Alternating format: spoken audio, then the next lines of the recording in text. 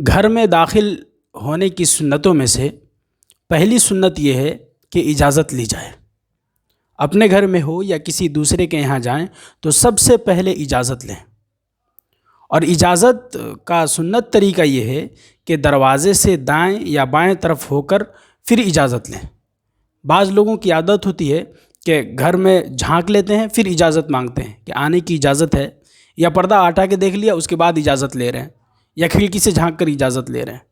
یہ بالکل جائز نہیں ہے، اس لیے کہ اجازت کا مقصد ہی یہی ہے کہ گھر میں آپ کی نظر نہ پڑے۔ آپ نے اجازت سے پہلے جب گھر میں دیکھ لیا پھر اجازت کس بات کی؟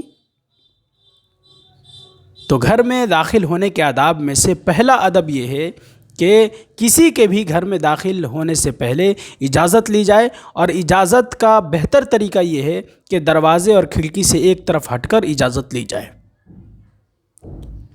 3 بار آواز لگائی جائے۔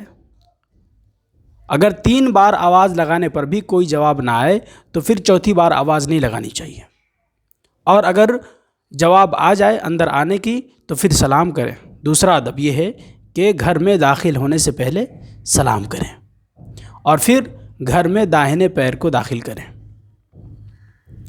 اسی طرح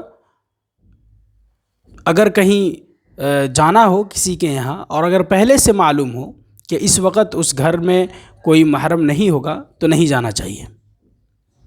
بعض لوگوں کی عادت ہوتی ہے کہ یہ جانتے ہوئے بھی کہ اس وقت گھر میں کوئی محرم نہیں ہوگا پہنچ جاتے ہیں اور پھر آواز پر آوازیں لگا رہے ہیں۔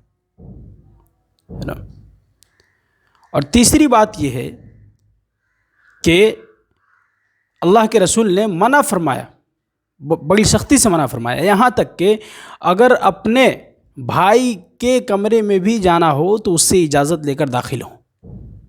ہمارے یہاں گھروں میں داخل ہونے میں اتنی بے احتیاطی ہوتی ہے کہ جو جتنا ہی قریبی رشتہ دار ہوتا ہے وہ اجازت لینے کو عیب سمجھتا ہے۔ ارے یہ تو ہمارے بہت قریبی ہیں، ان سے کیا اجازت کی ضرورت، ایسے ہی چلے گئے۔ گھر میں عورتیں کس حالت میں ہیں، یہاں تک کہ اپنے گھر میں بھی آدمی داخل ہو تو اجازت لے۔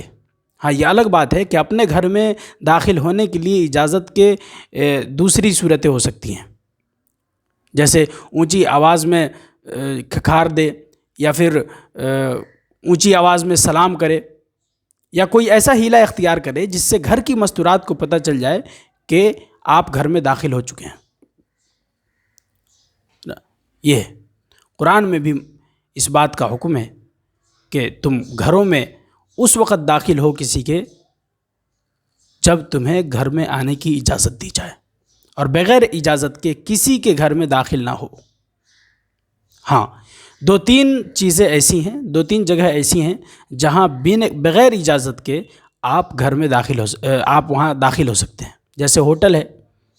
ہوٹل میں داخل ہونے کے لیے اجازت کی ضرورت نہیں ہے۔